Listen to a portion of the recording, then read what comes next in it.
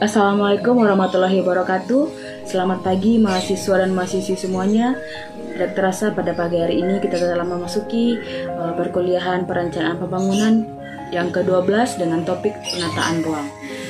Baiklah, sebelum saya lanjut kepada materi perkuliahan ini, saya akan membacakan beberapa topik atau yang menjadi pembicaraan kita pada perkuliahan hari ini.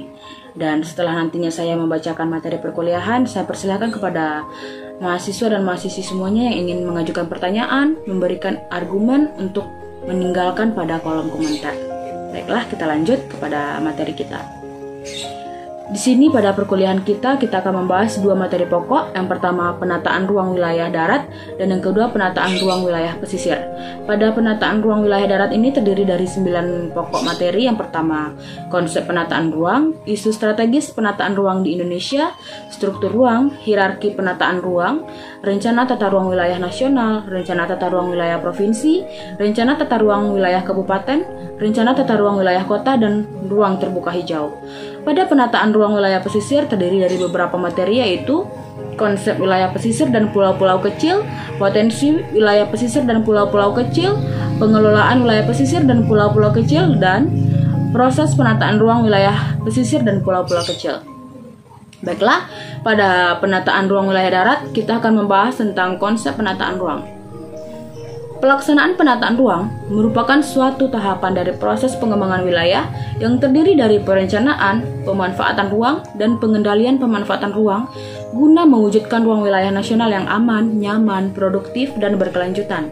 Hal ini dapat tercipta melalui keharmonisan antara lingkungan alam dan lingkungan buatan atau infrastruktur yang bersumber pada keterpaduan penggunaan sumber daya alam dan sumber daya buatan dengan memperhatikan fungsi ruang dan pencegahan dampak negatif terhadap lingkungan akibat pemanfaatan ruang. Pada hakikatnya, timbulnya masalah penggunaan lahan disebabkan oleh kebutuhan akan sumber daya lahan yang terus meningkat, sejalan dengan meningkatnya pembangunan, sedangkan potensi dan luas lahan yang tersedia pun terbatas dan sebagian besar telah dikuasai dan dimiliki oleh orang-orang atau badan hukum dengan berbagai bentuk hubungan hukum. Peningkatan kebutuhan lahan selain akibat meningkatnya jumlah penduduk dan kegiatannya, juga sebagai konsekuensi keberhasilan pembangunan yang menuntut mutu kehidupan yang lebih sempurna. Berbagai indikasi adanya pemanfaatan lahan yang merupakan dampak dari persaingan penggunaan lahan tersebut antara lain terdiri dari yang pertama, semakin berkurangnya luas lahan pertanian subur yang telah berubah fungsi menjadi lahan pemukiman dan industri. Yang kedua, terjadinya benturan kepentingan berbagai sektor pembangunan satu sama lain, misalnya perkotaan, pertanian, pertambangan, perkebunan maksud saya, kehutanan, transmigrasi, pariwisata, kawasan lindung, dan lingkungan hidup lainnya. Yang ketiga yaitu menurunnya kualitas lingkungan permukiman akibat banjir, kekurangan air bersih untuk rumah tangga, baik jumlah, mutu, maupun saat tersedianya. Yang keempat, meluasnya tanah kritis akibat pemanfaatan lahan yang tidak sesuai dengan potensinya, sehingga mempercepat proses erosi, banjir, dan sedimentasi. Terakhir, beberapa penggunaan lahan untuk berbagai kegiatan telah menghasilkan limbah yang mengganggu lingkungan hidup berupa pencemaran air dan udara. Permasalahan-permasalahan tersebut dapat mengakibatkan turunnya daya dukung dan daya tampung lingkungan yang pada gilirannya justru akan mengancam kelangsungan pembangunan dan hasil-hasilnya. Oleh karena itu, dalam rangka mengatur dan menyelenggarakan peruntukan, persediaan, diselenggarakannya penataan penggunaan lahan yang merupakan usaha pemerintah guna mewujudkan penggunaan lahan yang sesuai dengan rencana tata ruang wilayah. Dalam rangka mewujudkan konsep pengembangan wilayah yang di dalamnya memuat tujuan dan sasaran yang bersifat kewilayahan di Indonesia, maka ditempuh upaya penataan ruang yang terdiri dari 3 proses utama yang saling keterkaitan antara satu dengan yang lainnya, yakni yang pertama, proses perencanaan tata ruang wilayah yang menghasilkan rencana tata ruang wilayah pada dasarnya merupakan bentuk intervensi yang dilakukan agar interaksi manusia atau makhluk hidup dengan lingkungannya dapat berjalan serasi, selaras, seimbang untuk tercapainya kesejahteraan manusia atau makhluk hidup serta kelestarian lingkungan dan keberlanjutan pembangunan. Yang kedua yaitu proses pemanfaatan ruang yang merupakan wujud operasionalisasi rencana tata ruang atau pelaksanaan pembangunan itu sendiri. Yang ketiga, proses pengendalian pemanfaatan ruang yang terdiri dari mekanisme perizinan dan penertiban terhadap pelaksanaan pembangunan agar tetap sesuai dengan RT/RW dan tujuan penataan ruang wilayahnya. Yang kedua, kita memasuki pada isu strategis penataan ruang di Indonesia. Beberapa isu dalam penyelenggaraan penataan ruang nasional terdiri dari terjadinya konflik kepentingan antar sektor seperti pertambangan, lingkungan hidup, kehutanan, dan prasarana wilayah. Yang kedua, belum berfungsinya secara optimal penataan ruang dalam rangka menyelaraskan, menyinkronkan, dan memadukan berbagai rencana dan program sektor di atas. Sektor di atas ini telah dikatakan bahwa ada beberapa sektor yang menjadi permasalahan telah dikatakan itu proses perencanaan tata ruang wilayah ya, yang memastikan rencana tata ruang wilayah ini merupakan intervensi dari berbagai bentuk interaksi manusia. Yang ketiga yaitu terjadinya penyimpangan pemanfaatan ruang dari ketentuan dan norma-norma yang seharusnya ditegakkan. Penyebabnya adalah inkonsistensi kebijakan terhadap rencana tata ruang wilayah serta kelemahan dan pengendalian pembangunan. Yang keempat, belum tersedianya alokasi fungsi-fungsi yang tegas dalam RT/RW. Yang kelima, belum adanya keterbukaan dan keikhlasan dalam menempatkan kepentingan sektor dan wilayah dalam kerangka penataan ruang. Yang terakhir, kurangnya kemampuan penahan diri dari keinginan membela kepentingan masing-masing secara berlebihan. Selanjutnya, beberapa isu strategis penataan ruang lainnya adalah sebagai berikut, sekaligus merupakan tantangan. Ini dikatakan dalam Bappenas 2006 ya. Yang pertama, fenomena urbanisasi, kesenjangan antar wilayah, perkembangan kota yang tidak terarah, pembangunan pusat-pusat permukiman di kawasan perbatasan negara, masih rendahnya partisipasi masyarakat dalam penataan ruang, belum maksimalnya pemanfaatan teknologi informasi, belum sepenuhnya rencana tata ruang dijadikan acuan bagi pembangunan nasional dan pengembangan wilayah, belum sepenuhnya rencana tata ruang dijadikan usaha preventif dalam proses pelestarian sumber daya alam dan lingkungan hidup, dan masih lemahnya kepastian hukum dan koordinasi dalam pengendalian pemanfaatan ruang. Materi yang selanjutnya yaitu struktur ruang. Dalam Undang-Undang Nomor 26 Tahun 2007 tentang penataan ruang, dikemukakan bahwa struktur ruang adalah susunan pusat-pusat permukiman dan sistem jaringan prasarana dan sarana yang berfungsi sebagai pendukung kegiatan sosial ekonomi masyarakat yang secara hierarki memiliki hubungan fungsional. Struktur ruang wilayah tersebut dibentuk melalui yang pertama, optimalisasi pelayanan prasarana transportasi arteri yang ada sehingga distribusi aksesibilitas dapat dilakukan secara terpadu dengan memanfaatkan prasarana arteri yang ada. Yang kedua yaitu mendorong pembangunan feeder road yang berfungsi sebagai kolektor untuk melayani pusat-pusat produksi lokal atau agropolitan di seluruh bagian wilayah. Yang ketiga, meningkatnya pelayanan prasarana perkotaan untuk pusat-pusat lokal atau agropolitan sehingga mampu berfungsi sebagai pusat agroindustri dan agrobisnis. Yang keempat, mendorong pemanfaatan jalur kereta api untuk melayani pergerakan jarak sedang antar bagian wilayah dengan wilayah lainnya. Yang keempat yaitu hierarki penataan ruang. Di sini perencanaan tata ruang dilakukan untuk menghasilkan rencana umum tata ruang dan rencana perinci tata ruang. Rencana umum tata ruang secara hierarki terdiri dari rencana tata ruang wilayah nasional, provinsi, kabupaten, dan rencana tata ruang wilayah kota. Rencana perinci tata ruang wilayah ini terdiri dari rencana tata ruang pulau kepulauan, rencana tata ruang kawasan strategis provinsi, dan rencana tata ruang kabupaten atau kota. Selanjutnya, rencana tata ruang wilayah nasional. Penyusunan rencana tata ruang wilayah nasional harus memperhatikan yang pertama, wawasan Nusantara dan ketahanan nasional, perkembangan permasalahan regional dan global, serta hasil pengkajian implikasi penataan ruang nasional. Yang ketiga itu upaya pemerataan pembangunan dan pertumbuhan serta stabilitas ekonomi. Yang keempat, keselarasan aspirasi pembangunan nasional dan pembangunan daerah. Kelima, daya dukung dan daya tampung lingkungan hidup. Rencana pembangunan jangka panjang nasional, rencana tata ruang kawasan strategis nasional, dan rencana tata ruang wilayah provinsi dan rencana tata ruang wilayah kabupaten atau kota. Rencana tata ruang wilayah nasional ini meliputi tujuan kebijakan, strategi penataan ruang wilayah nasional, rencana struktur ruang wilayah nasional yang meliputi sistem perkotaan nasional yang terkait dengan kawasan perdesaan dalam wilayah pelayanannya, dan sistem jaringan prasarana utama. Rencana pola ruang wilayah nasional yang meliputi kawasan lindung nasional dan kawasan budidaya yang memiliki nilai strategis nasional. Keempat, penetapan kawasan strategis nasional. Kelima, arahan pemanfaatan ruang yang berisi indikasi program utama jangka menengah 5 tahunan. Keenam, yaitu arahan pengendalian pemanfaatan ruang wilayah nasional yang berisi indikasi arahan peraturan zonasi sistem nasional, arahan perizinan, arahan insentif dan disinsentif, serta arahan sanksi. Rencana tata ruang wilayah nasional menjadi pedoman untuk penyusunan rencana pembangunan jangka panjang nasional, penyusunan rencana pembangunan jangka menengah nasional, pemanfaatan ruang dan pengendalian pemanfaatan ruang di wilayah nasional, mewujudkan keterpaduan, keterkaitan, dan keseimbangan perkembangan antar wilayah, provinsi, serta keserasian antar sektor.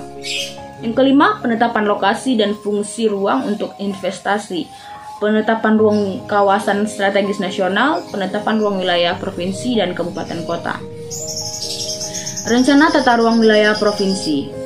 Untuk penyusunan rencana tata ruang wilayah provinsi ini harus memperhatikan perkembangan permasalahan nasional dan hasil pengkajian implikasi penataan ruang provinsi, upaya pemerataan pembangunan dan pertumbuhan ekonomi provinsi, keselarasan aspirasi pembangunan provinsi, daya dukung dan daya tampung lingkungan hidup, rencana pembangunan jangka panjang daerah, rencana tata ruang wilayah provinsi, rencana tata ruang kawasan strategis provinsi, dan rencana tata ruang wilayah kabupaten kotanya. Sementara rencana tata ruang wilayah ini memiliki beberapa hal yang harus dilakukan. Yang pertama yaitu tujuan, kebijakan, strategi penataan ruang wilayah provinsi, rencana struktur ruang wilayah provinsi yang meliputi sistem perkotaan dalam wilayahnya, rencana pola ruang wilayah provinsi yang meliputi kawasan lindung, penetapan kawasan strategis provinsi, dan arahan pemanfaatan ruang wilayah provinsi yang berisi program 5 tahunan. Dan untuk rencana tata ruang wilayah kabupaten, tata ruang wilayah kota, sebenarnya ini sama ya dengan yang tadi, hanya saja untuk tata ruangnya itu dibedakan dalam penataannya. Kabupaten diatur oleh kabupaten dan kota diatur juga oleh kota. Sementara di sini kota, ketentuan perencanaan tata ruang wilayah kabupaten berlaku mutatis mutandis. Untuk perencanaan tata ruang wilayah kota, dengan ketentuan selain perincian di atas ditambahkan rencana penyediaan dan pemanfaatan ruang terbuka hijau, rencana penyediaan dan pemanfaatan ruang terbuka non hijau, rencana penyediaan dan pemanfaatan prasarana dan sarana jaringan pejalan kaki, angkutan umum, kegiatan sektor informal, dan jaringan pejalan kaki, ruang evakuasi bencana yang dibutuhkan untuk menjalankan fungsi wilayah kota sebagai pusat pelayanan sosial ekonomi dan pusat pertumbuhan wilayah. Yang ke-9 di sini yaitu ruang terbuka hijau. Untuk penjelasan mengenai ruang terbuka hijau seperti tertuang dalam Undang-Undang 27 2007 dan menjelaskan berdasarkan Permendagri nomor 1 tahun 2007 tentang RTHKP. Bisa kita lihat sendiri ya nanti di dalam Undang-Undang nomor 27 tahun 2007 ini bagaimana penjelasan tentang ruang terbuka hijau itu. Yang kedua, kita memasuki tentang penataan ruang wilayah pesisir. Yang pertama, konsep wilayah pesisir dan pulau-pulau kecil. Wilayah pesisir adalah suatu wilayah peralihan antara daratan dan lautan, batas ke arah darat sampai dengan batas wilayah kecamatan pesisir, sedangkan ke arah laut sampai dengan 12 mil untuk wilayah pesisir provinsi dan 4 mil laut untuk wilayah pesisir kabupaten kota. Pulau kecil adalah pulau dengan luas wilayah lebih kecil atau sama dengan 2000 km beserta kesatuan ekosistemnya. Sumber daya pesisir dan pulau-pulau kecil adalah sumber daya hayati, sumber daya non-hayati, sumber daya buatan, dan jasa-jasa lingkungan. Ekosistem wilayah pesisir adalah kesatuan komunitas, tumbuh-tumbuhan, hewan, organisme, dan non-organisme lain serta proses yang menghubungkannya dalam membentuk keseimbangan, stabilitas, dan produktivitas wilayah pesisir. Ekosistem wilayah pesisir dan pulau-pulau kecil terdiri dari ekosistem terumbu, ekosistem mangrove, ekosistem padang rumput, ekosistem estuaria, dan ekosistem pantai berbatu dan berpasir.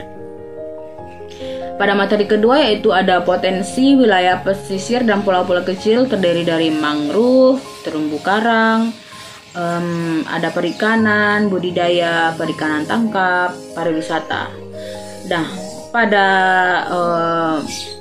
potensi wilayah ini kita melihat bahwa ada isu pengelolaan mangrove dan terumbu karang yang menonjol adalah yang pertama abrasi yang merupakan fenomena alam di pantai timur semakin parah oleh ulah manusia.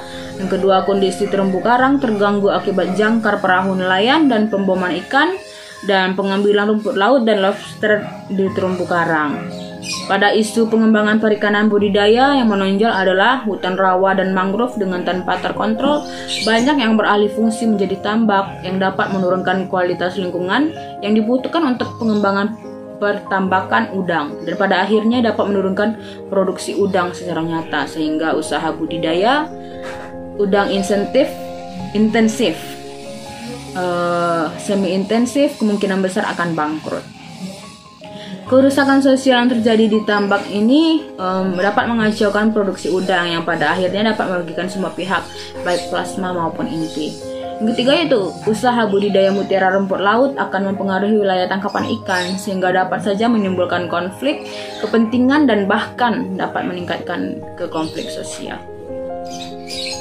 Keempat yaitu isu pengembangan perikanan tangkap yang menonjol adalah persaingan antar nelayan di daerah penangkapan ikan sementara jumlah unit penangkapan ikan di dalamnya semakin meningkat. Selanjutnya, usaha mutiara dapat mengurangi daerah penangkapan jalur 1 bagi nelayan kecil, sementara jalur 2 dan 3 terlalu jauh dan berarus kuat. Yang ketiga yaitu penggunaan bahan peledak oleh nelayan dan penangkapan ikan mengakibatkan penangkapan ikan tidak selektif dan banyak ikan-ikan kecil yang mati. Rusaknya habitat terumbu karang. Kelima, yaitu adanya isu pengembangan pariwisata bahari yang utama antara lain yaitu mall. Yang kedua, pengelolaan objek wisata belum berwawasan lingkungan. Yang ketiga yaitu kecenderungan bisnis pariwisata bahari adalah pariwisata massal dan belum ada pedoman pengelolaan wisata secara berkesinambungan. Yang ketiga yaitu di sini dikatakan pengelolaan wilayah pesisir dan pulau-pulau kecil. Definisi dan pengertian pengelolaan wilayah pesisir menggunakan beberapa pemahaman diantaranya yaitu yang pertama, proses pengelolaan yang mempertimbangkan hubungan timbal balik antara kegiatan pembangunan atau manusia yang terdapat di wilayah pesisir dan lingkungan alam. Yang kedua yaitu suatu proses penyusunan dan pengambilan keputusan secara rasional tentang pemanfaatan wilayah pesisir beserta segenap sumber daya alam yang terkandung di dalam secara berkelanjutan. Yang ketiga, suatu proses kontinu dan dinamis dalam penyusunan dan pengambilan keputusan tentang pemanfaatan berkelanjutan dari wilayah pesisir beserta segenap sumber daya alam yang terdapat di dalamnya. Terakhir, suatu proses kontinu dan dinamis yang mempersatukan atau mengharmoniskan kepentingan antara berbagai stakeholder dan kepentingan ilmiah dengan pengelolaan pembangunan dalam menyusun dan mengimplementasikan suatu rencana terpadu untuk membangun dan melindungi sistem pesisir beserta segenap sumber daya alam yang terdapat di dalamnya bagi kemakmuran atau kesejahteraan umat manusia secara adil dan berkelanjutan. Beberapa pertimbangan yang mendasari perlunya pengelolaan wilayah pesisir secara terpadu antara lain, secara empiris terdapat keterkaitan ekologis baik antar sistem di dalam kawasan pesisir itu sendiri maupun kawasan pesisir dengan lahan atau laut lepas. Dalam satu kawasan pesisir terdapat lebih dari 2 macam sumber daya alam dan dasar-dasar lingkungan yang dapat dikembangkan untuk kepentingan pembangunan. Selanjutnya, dalam satu kawasan pesisir pada umumnya terdapat lebih dari satu kelompok masyarakat yang memiliki keterampilan atau keahlian dan kesenangan bekerja yang berbeda. Misalnya sebagai petani, nelayan, petani tambak, petani rumput laut, pendamping pariwisata maksud saya, kerajinan rumah tangga, dan lain-lain. Yang keempat, baik secara ekologis maupun ekonomis, pemanfaatan suatu kawasan pesisir secara monokultur sangat rentan terhadap perubahan, baik perubahan internal maupun eksternal yang dapat menjurus pada kegagalan usaha. Terakhir yaitu kawasan pesisir pada umumnya merupakan sumber daya milik bersama yang dapat dimanfaatkan oleh semua orang. Padahal setiap pengguna sumber daya akan selalu berusaha memaksimalkan keuntungan sehingga sangat rentan terhadap kerusakan. Dan berdasarkan pertimbangan tersebut, demi untuk memperkecil konflik kepentingan berbagai pihak, maka pengelolaan pesisir tidak dapat dilakukan secara terpadu. Di dalam pengelolaan wilayah pesisir, terutama ditujukan pada isu-isu tentang wilayah pesisir. Pada saat ini, isu pengelolaan wilayah pesisir dan pulau-pulau kecil seperti dikemukakan oleh Wirjawan, yaitu adanya konflik pemanfaatan ruang, kemiskinan masyarakat pesisir, degradasi kualitas lingkungan pesisir, rawan bencana alam, pengelolaan konservasi laut belum optimal, ketidakpastian kekosongan hukum, sumber daya ke laut dan non-konvensional belum dikelola secara optimal, dan masih adanya batas wilayah laut dengan negara-negara tetangga yang belum disepakati. Dan oleh karena itu, perencanaan pengelolaan wilayah pesisir dan pulau-pulau kecil dilakukan dengan tahapan-tahapan berikut, yaitu adanya norma, standar, pedoman, dan penyusunan perencanaan pengelolaan wilayah pesisir dan pulau-pulau kecil diatur dengan peraturan menteri.